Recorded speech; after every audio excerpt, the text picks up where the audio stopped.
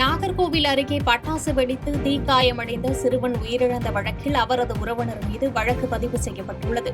குமரி மாவட்டம் சுசீந்திரம் அருகே உள்ள மேல உடையப்பன் குடியிருப்பு பகுதியைச் சேர்ந்த தியாகராஜன் என்பவரது 13 வயது மகன் விஷ்ணு அரசு மேல்நிலைப் பள்ளியில் 8ஆம் வகுப்பு படித்து வந்தார். இந்நிலையில் சம்பவத்தன்று உடையப்பன் குடியிருப்பு பகுதியில் உள்ள தனது உறவினர் வீட்டிற்கு சென்ற சிறுவன் விஷ்ணுவுக்கு மண்ணெண்ணெய் விளக்கப்பட்டதில் தீக்காயம் ஏற்பட்டது. இதையடுத்து சிறுவன் சிகிச்சை பெற்று வந்த நிலையில் சிகிச்சை பலனின்றி உயிரிழந்தார். இதற்கிடையில் மருத்துவமனையில் சிகிச்சையில் இருந்த சிறுவன் தனது உறவினர் மண்ணெண்ணெயை எடுத்துக் கொடுத்து பட்டாசு கொளுத்துமாறு கூறியதாக வாக்குமூலம் அளித்த நிலையில் இதுகுறித்து குழந்தைகள் பாதுகாப்பு அலுவலர் அளித்த புகாரின் பேரில் வழக்கு பதிந்த போலீசார் சிறுவனின் உறவினர் சந்திராதேவி மீது வழக்கு பதிவு செய்து நடவடிக்கை மேற்கொண்டுள்ளனர். சேலம் அரசு மருத்துவமனையில் சிகிச்சை பெறும் சட்டமன்ற உறுப்பினர் அருள் ஆதரவாளர்களை பாமக செயல் தலைவர் காந்திமதி நேரில் சந்தித்து ஆறுதல் கூறினார்.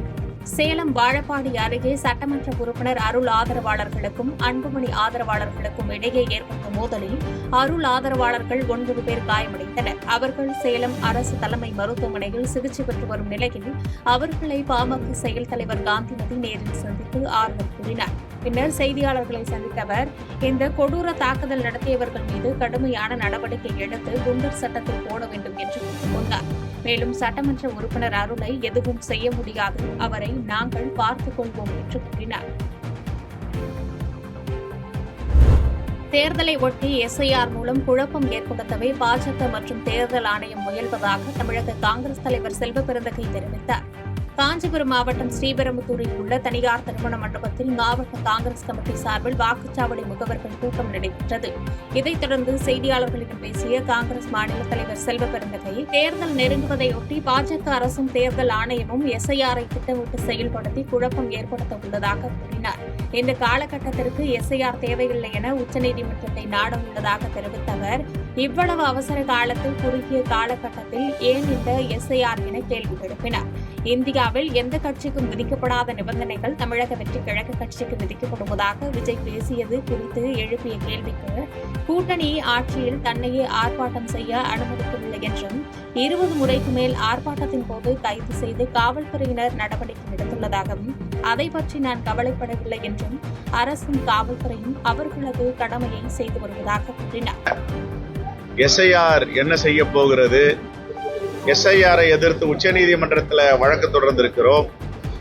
அனைத்து கட்சி கூட்டத்தில் மாண்பு முதலமைச்சர் எல்லா கட்சிகளுடைய அனைத்து கட்சி கூட்டத்தில் கலந்து கொண்டவருடைய பரிந்துரையில் கலந்துரையாடலில் உச்சநீதிமன்றத்தை நாடுவோம்.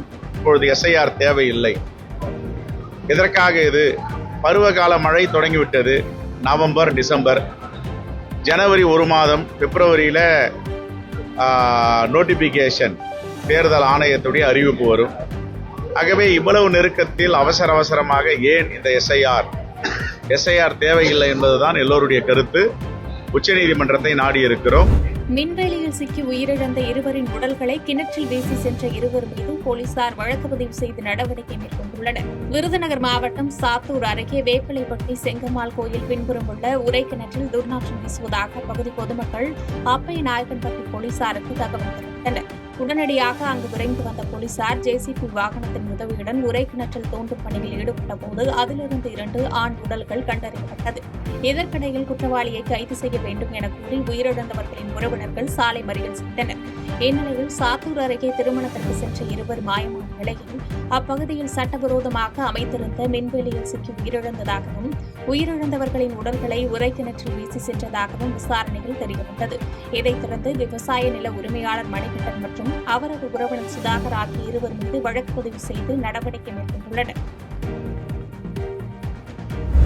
சென்னை துறைப்பாக்கத்தில் குழந்தையை ரூபாய் 2.20 லட்சத்திற்கு விற்றதாக பெற்றோர் உட்பட 6 பேர் கைது செய்யப்பட்டனர். சென்னை கண்ணகி நகரை சேர்ந்த தம்பதி ஸ்ரீதர் வினிஷா. இவர்களுக்கு 3 மாதங்களுக்கு முன்பு பெண் குழந்தை ஒன்று பிறந்துள்ளது.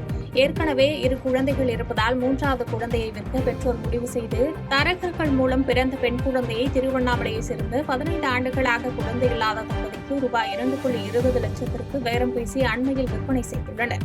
இதுகுறித்த தகவலை அறிந்த மாவட்ட குழந்தைகள் நல அலுவலர் ராஜேஸ்வரி கண்ணகி நகர் காவல் நிலையத்தில் புகார் செய்தார். அதன் பேரில் போலீசார் விசாரணை மேற்கொண்டனர். இதில் அந்த தம்பதி பணத்திற்காக தங்களது 3வது குழந்தையை விற்றிருப்பது உறுதி செய்யப்பட்டது.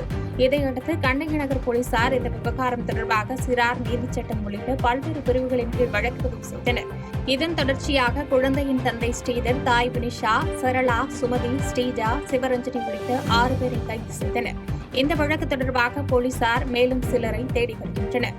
திருவண்ணாமலையில் குழந்தையை வாங்கிய தம்பதியிடமிருந்து மீட்டு குழந்தைகள் நலத்துறையினரிடம் போலீசார் ஒப்படைத்தனர். செய்திகளை உடனுக்குடன் தெரிந்து கொள்ள கீழ்க்கண்ட கேபிள் மற்றும் டிடிஎச் நெட்வொர்க்குகளில் எம்நாடு செய்தி தொலைக்காட்சியை காணுங்கள். பாதகம் செய்பவரை கண்டால் நாம் பயம் கொள்ளலாகாது பாப்பா. மோதி மிதித்துவிடு பாப்பா, அவர் முகத்தில் உமிழ்ந்துவிடு பாப்பா. அண்மை செய்திகளை உடனுக்குடன் தெரிந்து கொள்ள இணைந்திருங்கள் எம்நாடு தொலைக்காட்சியுடன்.